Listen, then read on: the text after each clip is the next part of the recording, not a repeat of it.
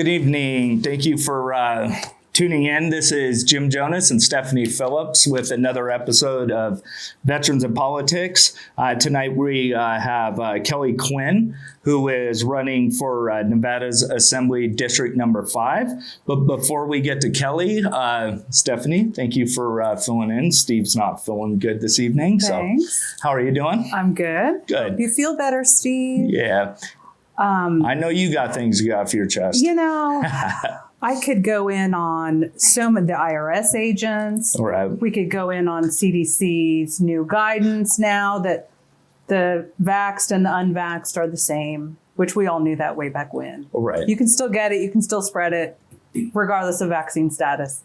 But I have to say, I was very happy last night when Liz Cheney lost her job. Yeah. So Wyoming voted her out, and she won't be in the next Congress. Thank Jesus. Yeah, it's kind of interesting because I never. I'm happy for it too. I just honestly didn't think Cheney could lose in Wyoming. Well, I mean, she did. that family. But I mean, even I know for a fact because I have an uncle and a cousin. My uncle is actually running for county commission in Wyoming. Mm-hmm. So he's really in tune with Wyoming politics, and he was a huge fan of Dick Cheney. But he's not a fan of Liz Cheney at all. So he was very happy that she lost. Yeah. It was great. She lost big, too. Yeah. So people were kind of fed up with that. They don't like traitors in the party. So. Yeah. Yeah. Kelly. Right. So the only thing I have a couple things that I wanted to talk about. First off, I want to thank Juan Rivera. He's a retired Marine, really good friend of Veterans of Politics, good friend of mine, good friend of Steve Sanson's. And whenever he comes across interesting information that's applicable to either just veterans in general or specifically Marines. So in the Marine Times, they had a big article they're writing up on, according to Navy officials, they're really concerned about Parris Island. And for people who don't know what Parris Island is, it's there's two main training grounds for the Marine Corps. You got Parris Island, which is in South Carolina, and then you have one in San Diego. And what's happening is water levels are starting to rise, and the marsh areas are starting to get to the point where it's hard to train. So they're looking at, some Navy officials are looking at alternate sites to move some of the services, but nothing has been announced yet that they're thinking about actually moving all of Parris Island, but it is something that's in the works. And unfortunately, I sure hope that doesn't happen because Parris Island is iconic. They've been training Marines at Parris Island since 1915. Wow. And World War I. So I really hope they say they got contingency plans if things continue to get worse, like maybe elevating the road because there's only one road with access to and from Parris Island, and maybe building the buildings up a little higher. So we'll see how that goes. Hopefully that works out. And then a couple hours ago, I saw a tweet about a news story, and I wanted to verify it, that according to the new teachers union contract in Clark County, it states that if layoffs are necessary for teachers, which I don't see when that would happen because there's always a teacher shortage. Mm-hmm. Anyway, but there's specific language in the union teachers union contract that states that it's not going just off seniority anymore. It's actually going to go off. Caucasian teachers will be laid off first before minority teachers. And then it will go by seniority. Uh-huh. So I find that pretty interesting. I'm like, so what's that really teaching our kids about all men are created equal? I thought that was what we were trying to get to in society. Yeah, that's I thought discrimination. I thought that was what that's called. I thought that was the main point. So it's interesting to me exactly. That That's contract, exactly what that is. that contract would even be, it didn't come up for scrutiny at all before it was signed. Seems kind of interesting to me. Yeah. So, but I'll keep people posted on that because I'm definitely going to dig into it more. Yeah. But I just found out about it a couple hours ago. There'll be some lawsuits on that for sure. Yeah, I would imagine. Well, Seven violations. yeah, I hope so. Okay, so now that's really all I have, unless you have anything more before we get to Kelly. Well, I could, but we'll let Kelly have the floor. Okay. All right. Go ahead, Kelly. So, Kelly, why don't you start off by telling the viewers and listeners just a little bit about yourself? My name's Kelly Quinn. I'm running for Assembly District number 5. District 5 runs roughly from Alta down to Russell, roughly Rainbow up to Hualapai. Those are the stream borders, and it's chopped up in between.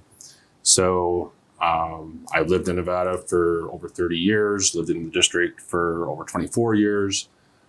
Very familiar with the district and Nevada.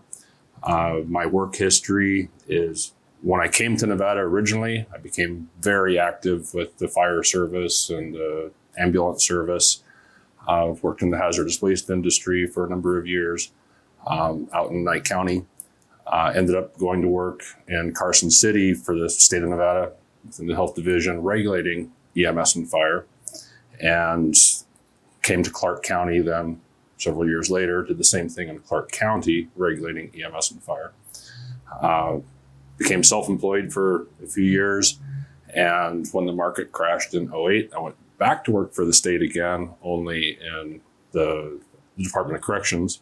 I'm currently a correctional sergeant with the Department of Corrections out at High Desert State Prison. And there was a need to serve again in legislative work. And this opening was there. The opportunity presented itself. There was definitely a need for it. So figured somebody had to step up, and I went ahead and filed for it. Won the primary race, and now I'm in the general. Okay, very good. So I'm not going to waste any time. First off, I just want to thank you for filling out your ballotpedia. For the life of me, it always cracks me up that there's so many candidates that don't fill that out. I don't know if they're afraid of some of the questions, because there are some unique questions on there that are a little interesting. I don't even know why they ask, but I appreciated you filling that out. And I actually got quite a bit of good information about you from there. And one of the things I liked that you, the way you answered this question, was basically the question goes something like, do you think that it's necessary to have prior political experience before you run for political office? And I thought you were very honest in your answer on that. Would you like to explain more to the viewers and listeners what your opinion on that is? I don't recall how I answered that, but I don't think it's necessary to have elected experience in it. But what I bring to the table is previous work that I did as a staffer, if you will, within the health division, and working on different bills going through. Okay. And having the familiarity definitely, I think, is a benefit. This is the first race I've actually run for a position, which is a whole new game to me. Right. I've learned a lot from it. And but in a nutshell, I think that I do bring that to the table, that I have the experiences. I've worked at least 3 legislative sessions working on bills and tracking bills, and then a couple more sessions when I came down south again, doing the same thing. So you're pretty familiar then with the process for putting forth a budget draft request then? Yes, bill draft requests. Yeah. Yep. Okay, good. I've written a few of those. All right, so it started with just conversation that Steve and I have had back and forth for years about whether or not judges should be elected. Now, we understand it's state law, and it's kind of interesting how at first I was absolutely opposed to judges getting elected, because I was like, people don't take the time they're not knowledgeable enough on the court process to really so some of the people, now to be fair, there was a judge that was elected. And anybody who's been around Nevada politics for a long time, it was, I want to say it was Elizabeth Halseth, not Halseth, but Halverson. Yeah. I always want to say Halseth because she was in the legislature. Yeah, and she had, let's just put it this way, she was an embarrassment to the bench. It was really bad. And I always use that as an example. I always beat Steve over the head with it. This is how these morons are getting elected because these people don't. And then he's like, yeah, but if it's the appointment process, then it's just as corrupt, Jim. So the people should. So then Steve had already been on the crusade about paying attention to judicial races anyway. Mm-hmm. But then, so we just kind of continued it from there. But then as time went on, like both of us were kind of like, well, we kind of like the Missouri rule, whether it goes, okay, you get elected, or you're appointed, then reelected. The reason why I'm bringing this up, I know you're not running for judge, but on your Ballotpedia questionnaire, you said there's 3 committees that you'd like to sit on. One of them was government affairs. Mm-hmm. The other one was health and human services. And the other one was the judiciary. Mm-hmm. And when I found that out, I looked up who the incumbent is in the race. And we had proposed a bill in the last legislative session for judges. It's called Remove and Retain. Mm-hmm. Now, this bill only applies to incumbent judges. It wouldn't be someone running for judge for the first time. And basically, and the reason why Steve really started pushing for this, and us as an organization did, is because we obviously know a lot of attorneys and we have discussions with a lot of attorneys. And we were looking at certain judges and we're like, geez, it's just weird that these certain specific judges no one ever runs against them. But we know a ton of attorneys that want to run for judge, but these particular seats never seem to come up. No one ever runs against them. So we're like, wonder why that is. So we started having conversations with these attorneys and they were flat out honest. They said, because if I run a good campaign against that judge and they almost lose, or even if they beat me in a landslide, next time I see that judge in court, it's not going to be good for me. Right. So Steve said, well, we need to do something about this. So he devised a bill that would basically state an incumbent judge, if they ran unopposed, then they would be on the ballot and there would be 2 things you could pick for that judge. You could either retain the judge or you could vote to remove the judge. If you voted to remove the judge and that wins, then what happens? Then people go through the appointment process. They go to the Judiciary Selection Committee. The selection committee picks 3, suggests 3, sends it to the governor, and the governor appoints. Well, your opponent wouldn't even let that come up. Wouldn't even let it be voted on in committee. Mm-hmm. And she was in charge of the committee. And it's Brittany Miller. You know who you are. Sorry, I won't name her name again because I don't want to give her any more name recognition because you do not want to vote for that lady. Okay, so now, would you be in favor? I would. Of I think it's a supporting great a bill idea like that? to do that. Yeah. And I think that's an abuse that happens a lot in committees is you have a committee chair that will not bring bills to the table. Yeah. And that's just, across the board.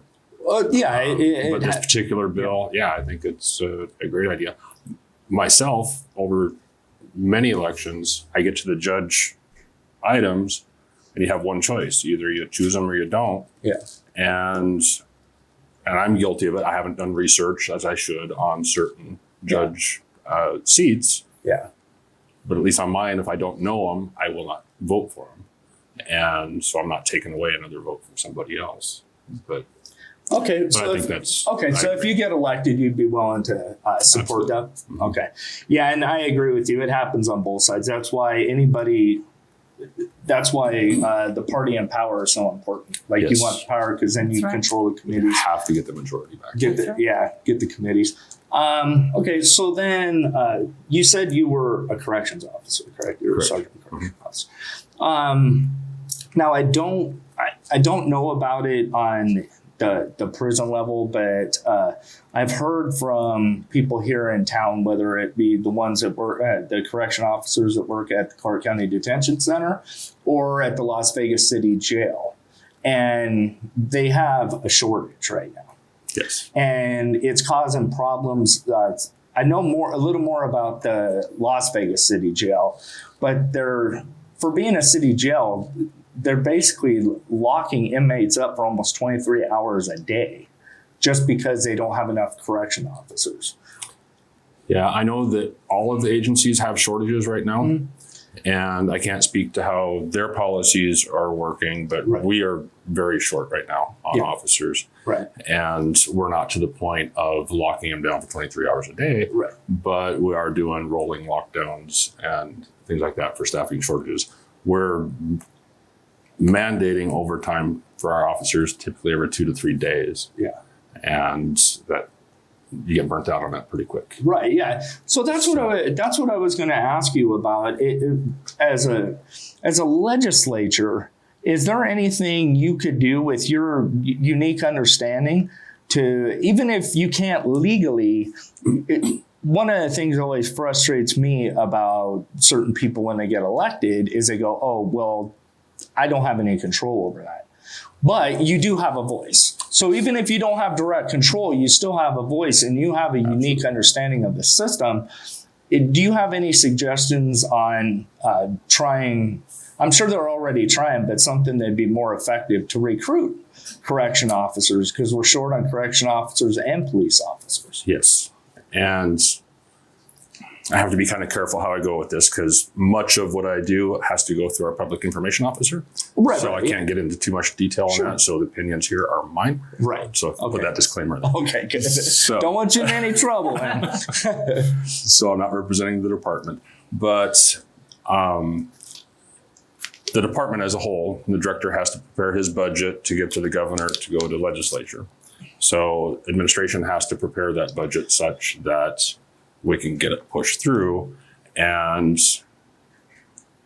it has to ask for the things that we need. Right. And truthfully and honestly, what we truly need, not what he thinks the governor wants to hear. So once we get into that point, then we can start manipulating budgets and negotiating back and forth and figuring out how to make that happen. But corrections is the lowest paid law enforcement in the state. State corrections is. Yeah. And in order to attract people to work out there, we need to be able to pay. Pay benefits are huge. Work environment is another one. Coming from the volunteer fire and EMS side of things, you can get people to work for almost nothing if you create the right work environment. Right. So creating that environment is, now I'm at the sergeant level, so I have some control over the work environment I create for my officers, but the administration also has to be willing to play as well to work on creating that environment. And I would love to see the director, deputy director, wardens on down the line be willing to create that environment as well. Again, once we get into legislature though, now we can open those books and really look at it and question what's been happening and how to fix it. Yeah, but what's your take on, I'm glad you said that. Sorry, Steph. No, go ahead. You know, I have a few questions, okay. but oh yeah. No, I just don't want you to think like, oh, okay. So here's something that, and I'm glad you brought up because here's something that has always frustrated me, and I've talked to so many people that have either been in the legislature or run for the legislature, and we all kind of agree the same thing, is that this thing called the general fund. Mm-hmm. Like, I know Bob Beers, he does a pretty good job of explaining it from an accounting standpoint because he's like super CPA guy. Mm-hmm. But most of us here in Nevada, like, I know a lot about the legislative process, but what is it? Is there something you could do if elected to at least try to make the general fund more transparent? So at least we understand where this money is going. A good example would be marijuana money, right? Mm-hmm. It was supposed to go, all of it was supposed to go to education. And then we found out that it was actually somewhere, and some of this stuff is like just up in the air, but they could only count for about 82% of it going actually to education. The rest of it just kind of poof is in the air. Mm-hmm. It's somewhere in the general fund. So if you were elected, would you be willing to try to at least like be more transparent with the general fund? Yeah.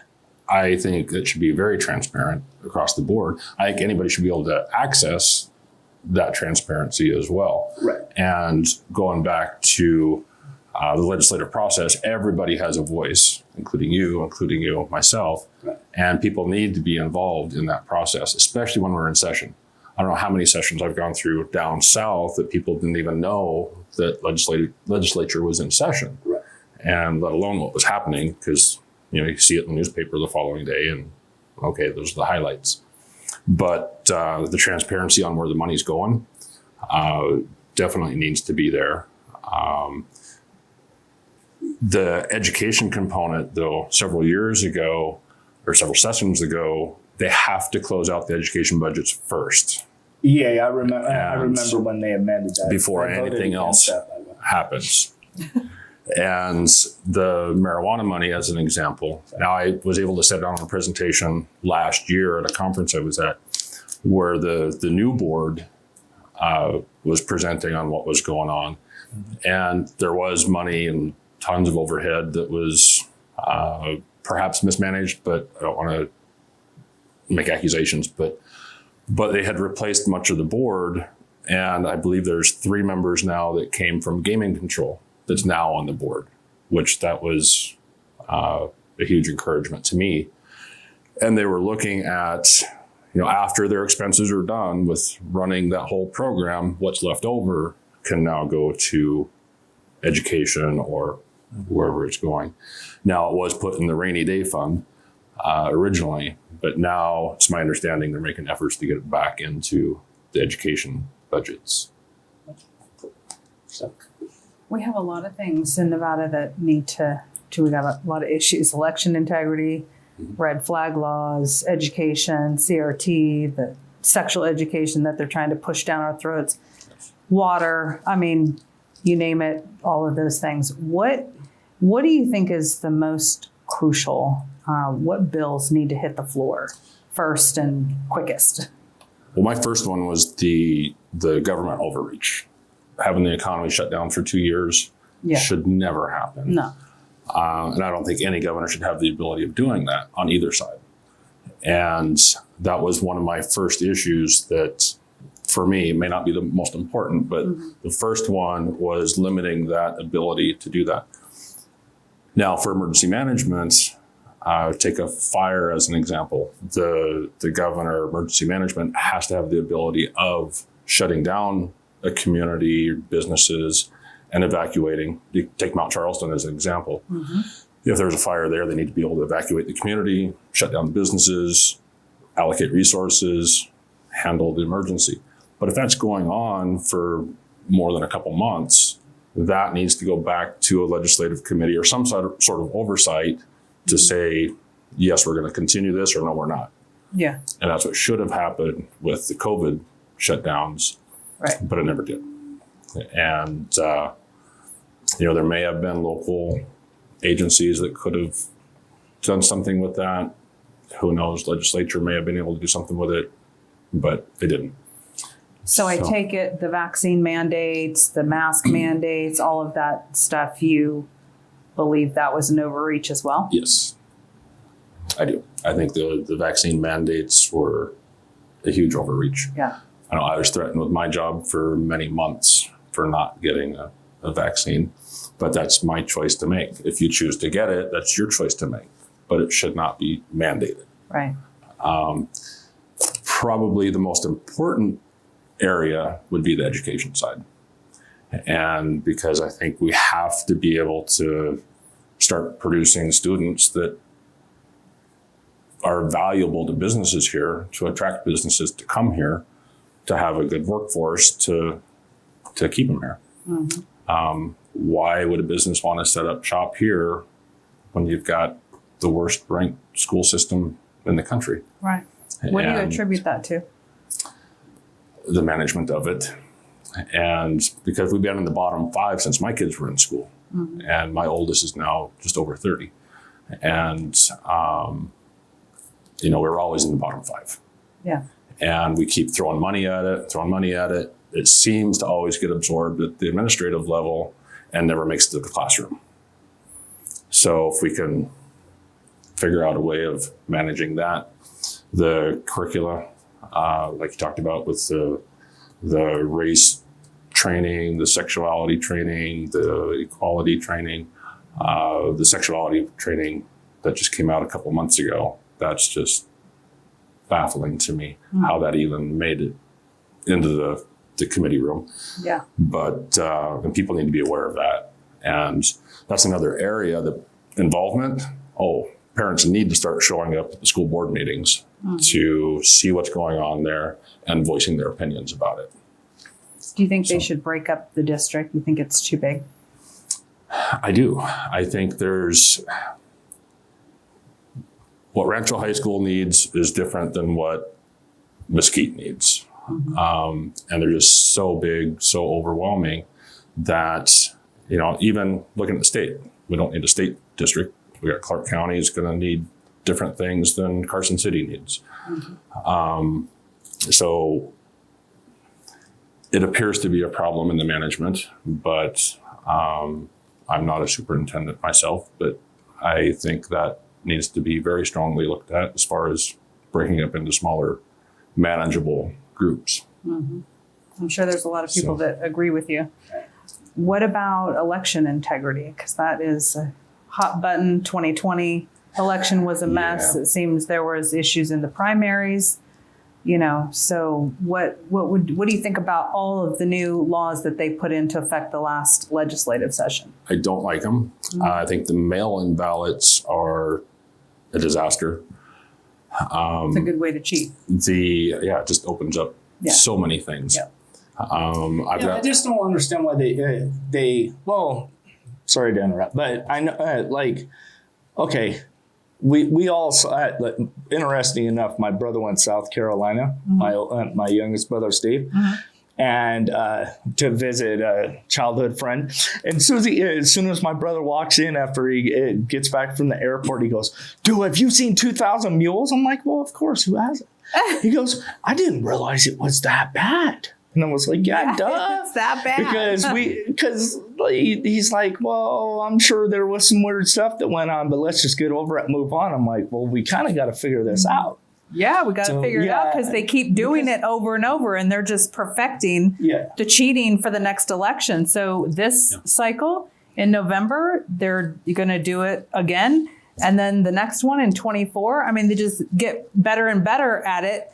Yeah, what I would like to see, election. it's not because I have a friend of mine that got really upset with me. He goes, "Okay, well, how about absentee ballots?" So, whoa. I never said anything about different. I never said anything about absentee totally ballots. different. What I said is there should be a specific reason why you need a mail-in ballot. And you apply for one. You apply, exactly. You write in. And okay, go ahead. You'd Kelly. be out of town on vacation or whatever. Sorry, you got me all worked up. We get all excited about mail-in ballots. No, I totally agree with the absentee versus mail-in. Right.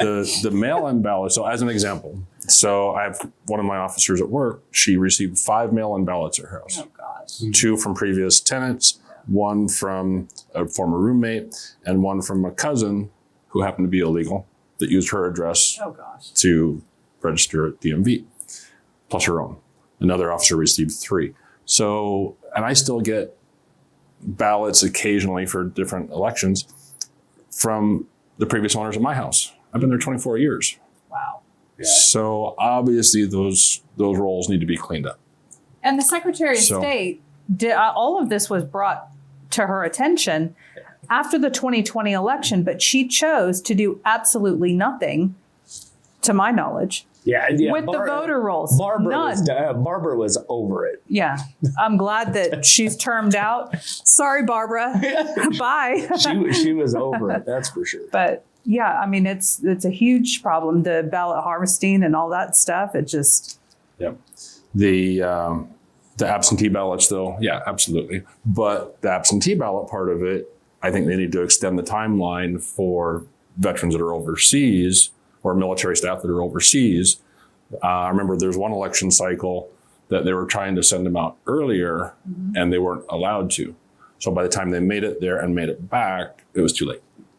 Yeah, So- there's been a that's why with the mail-in ballots, I actually didn't even get so much into the whole stuff that we saw in 2000 Mules and how crazy all that was. Yeah.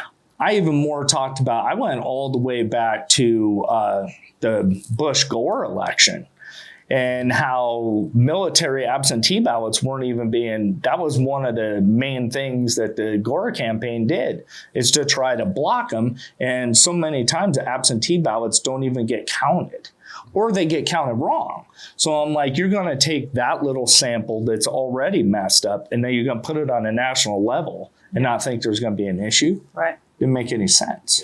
Do you think that every polling location and every when they count the votes and everything should be under 24-hour live stream surveillance? Anyone can look at what's going on at all times and they monitor all of that? Yes. Shouldn't that be a thing? Absolutely. And it's easy to do. So why not?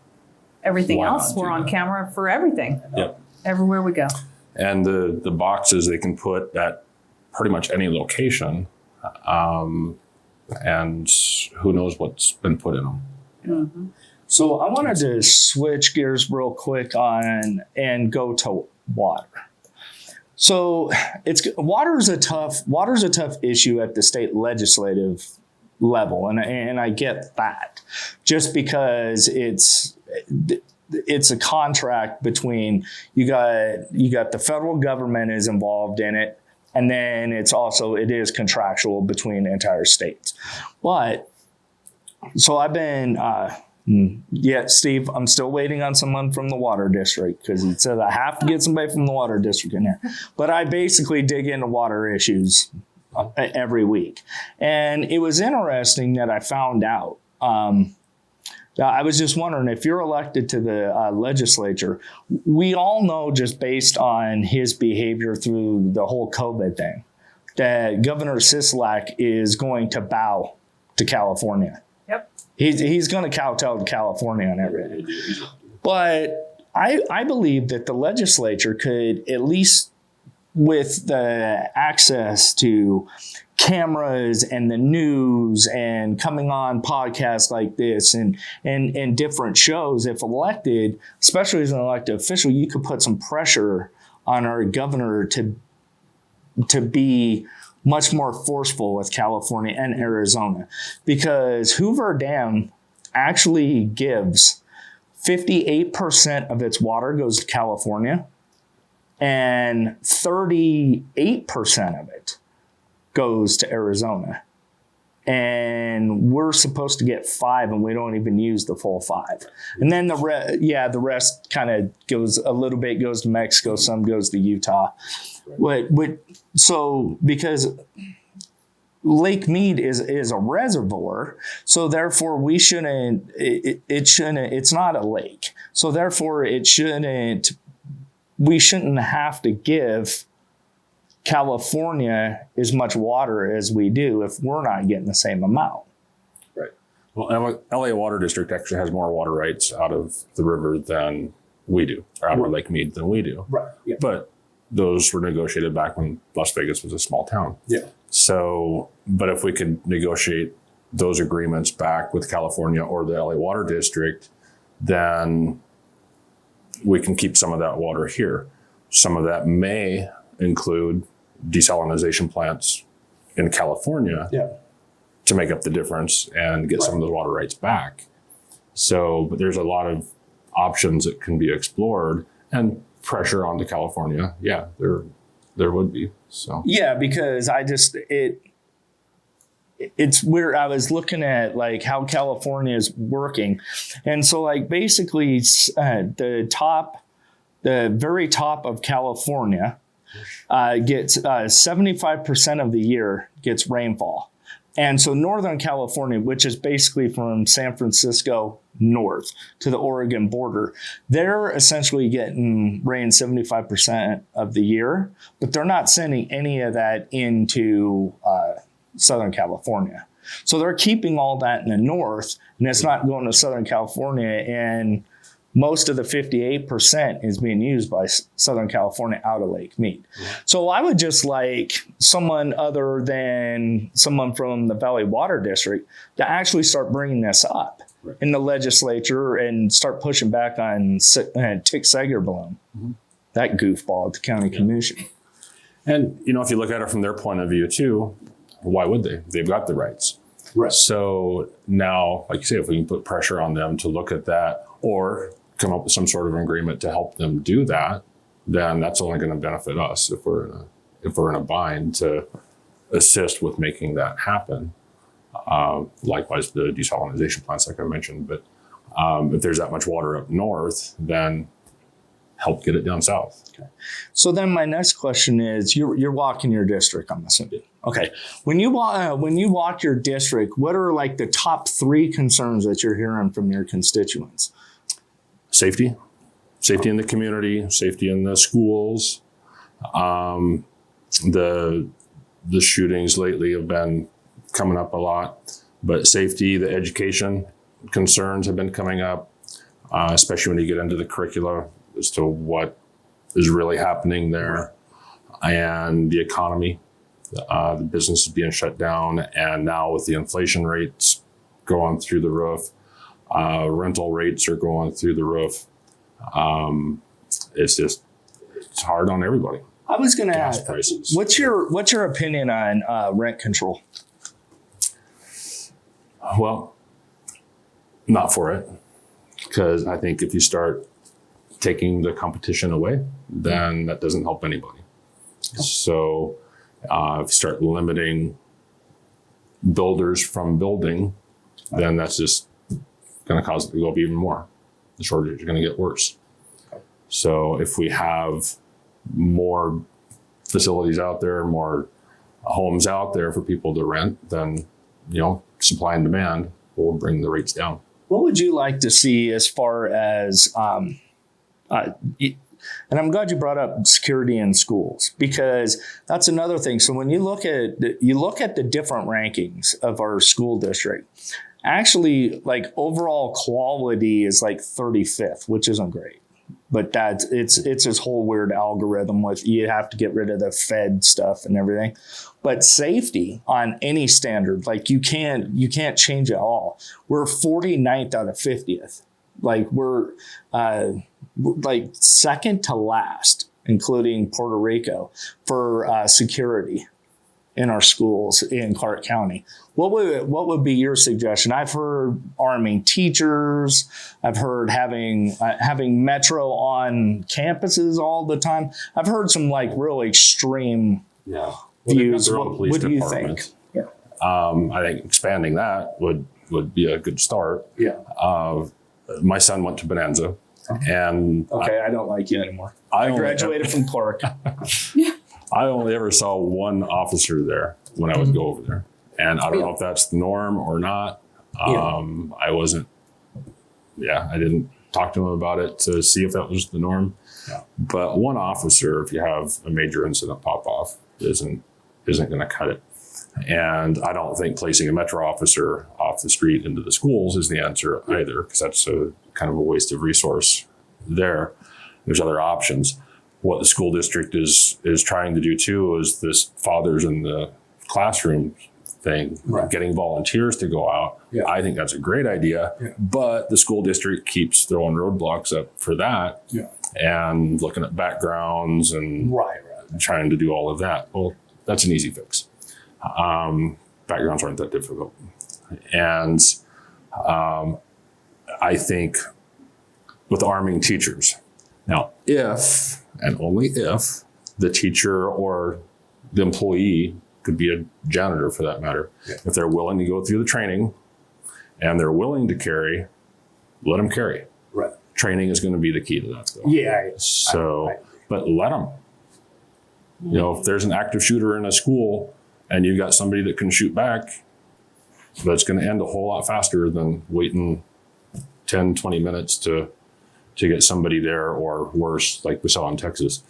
Yeah, that was crazy. I don't even want to. That was so. I was one of a guy that I love listening to is Jocko Willink, and he was going through like the entire timeline through that, and I just couldn't believe. It's terrible. I mean, her parents going in there because So yeah, I agree with you on that. Well, Steph, you got any more questions? I just wanted, well, speaking of security and guns and things like that, what do you think about the red flag laws? Would you want to pull back on Repeal those? them? Yes, Yeah. I would. Okay. I'd like to see those come back or get pulled back.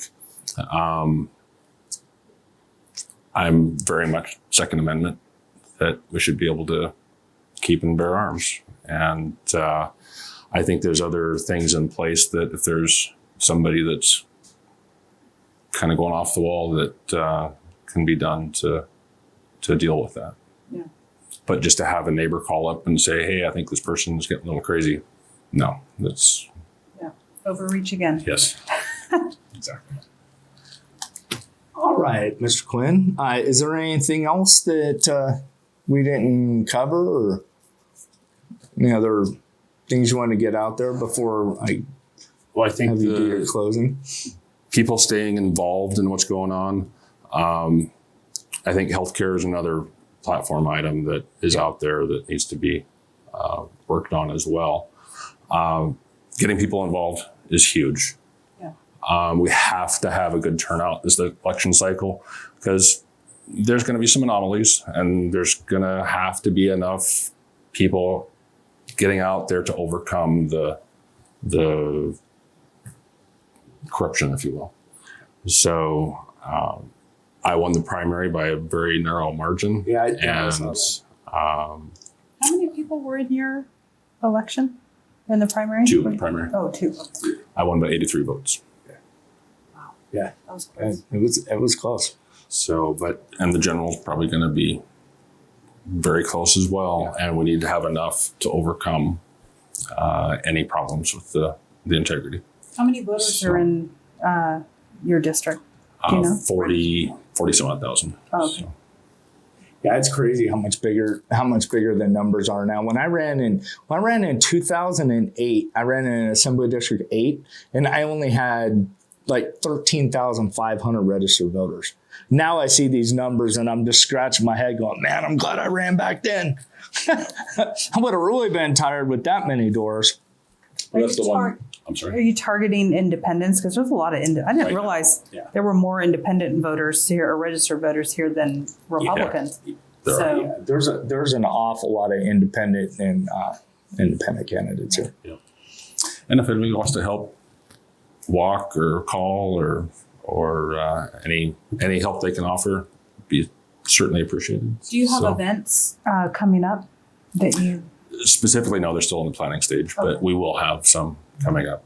So, Mr. Quinn, what I'll have you do now is look directly into that camera and then tell the viewers and listeners why they should elect you. And please make sure you get out your contact information, how people can get involved in your campaign, all that good fun stuff so they can get involved. Again, my name is Kelly Quinn. I'm running for Assembly District 5. I think that I bring a lot to the table regarding legislature and what needs to happen there. My website is quinn4nv.com. It's QUINN 4 spelled out FOR NV.com. My phone number rings to my cell 702-806-7838. And I welcome any calls, comments, complaints, whatever. Glad to talk about any of the issues with you.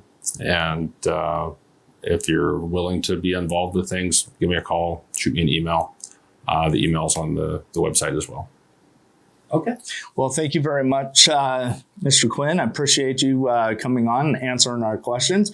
So that's going to be it for our interview with Kelly Quinn. He's running for Assembly District number 5. Very knowledgeable guy. And so it's very important that everybody gets out and votes on November 8th. And please get in contact with Mr. Quinn, help him out with his campaign if you can. that'll be it for this interview with Jim Jonas and Stephanie Phillips. Until next time.